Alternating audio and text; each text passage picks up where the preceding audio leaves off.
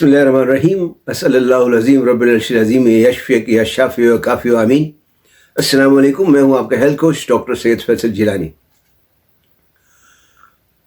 कुदरती तरीक़ों से दिल की शरायनें खोलने और बाईपास सर्जरी से हत्तुल इम्कान बचने के लिए कई किस्म के इक़दाम करना पड़ते हैं, जिनमें तर्ज़ ज़िंदगी में तब्दीली, ग़िज़ाई एहतियात, कुदरती सप्लीमेंट्स का इस्तेमाल और इमराज़ क़ल्ब के माहिरीन की निगहदाश्त वगैरह शामिल हैं।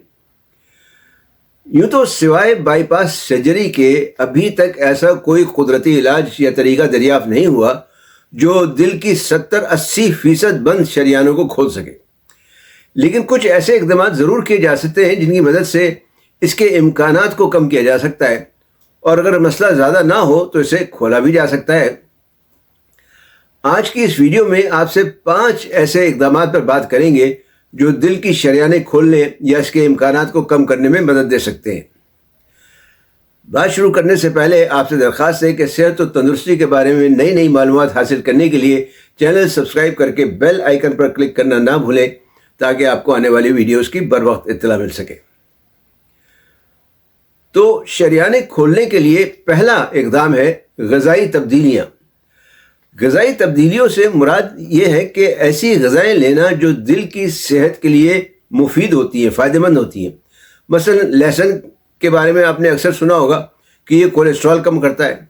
लहसुन का इस्तेमाल खाने के मसालों में तो होता ही है, काफ़ी होता है, लेकिन ज़्यादा पकने की वजह से इसकी हिफाजत कम हो जाती है। इसलिए कच्चा लहसुन खाना ज़्यादा मुफीद है। बेहतर तो ये है कि लहसुन का एक जवा रोज़ाना सुबह निहार मुँह चबा कर खाया जाए, लेकिन अगर चबा कर नहीं खा सकते तो इसे कैप्सूल की तरह थोड़े से पानी से निगला जा सकता है। दूसरा नंबर है हल्दी। हल्दी में करक्यूमिन नामी एक जुज़ पाया जाता है जो दाफ़े सोजिश है और शरियानों से प्लाक दूर करता है, मतलब रुकावट दूर करता है।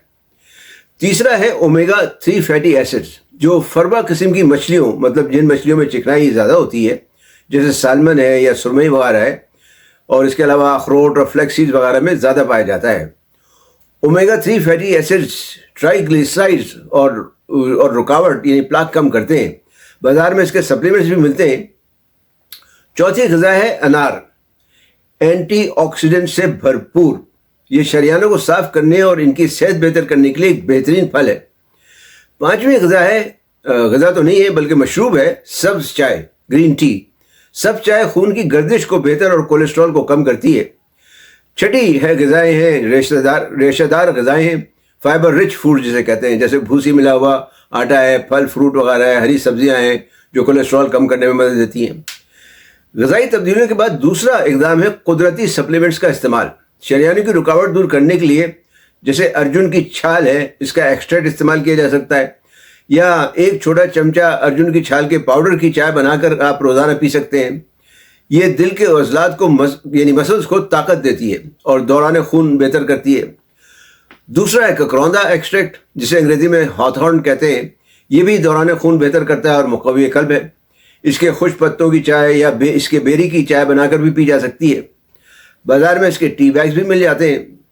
तीसरा है कोएंजाइम Q10। ये जिस्मानी खलियों को तवानाई देता है और खून को पतला करता है।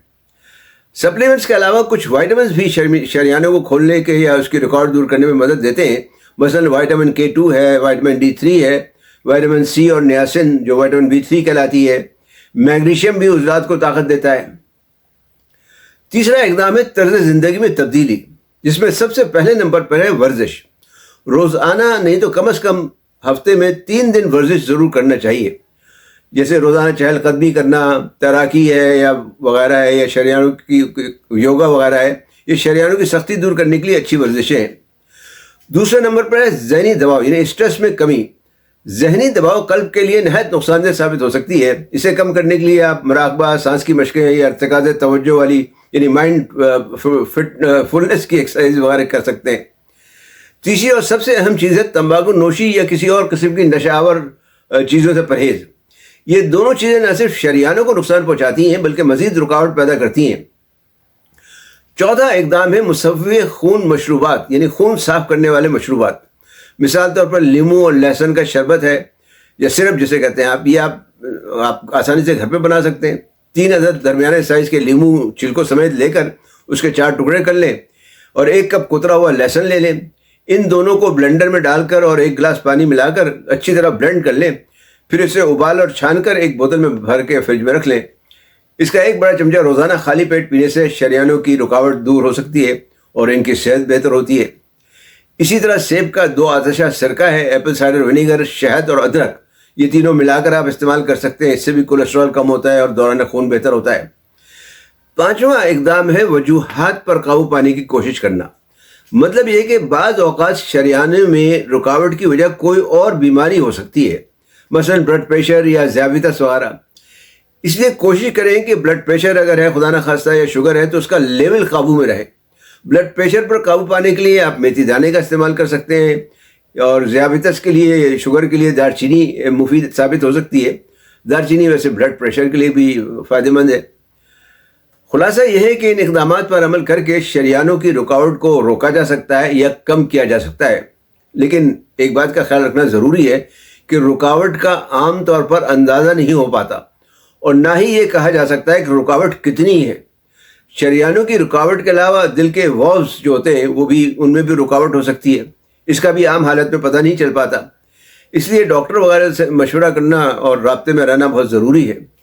دوسرے، اگر آپ کوئی دوا پہلے سے استعمال کر رہے ہو تو اسے ایک دم سے نہ چھوڑیں، اسے جاری رکھیں اور اپنے ٹیسٹ وغیرہ کرواتے رہا کریں.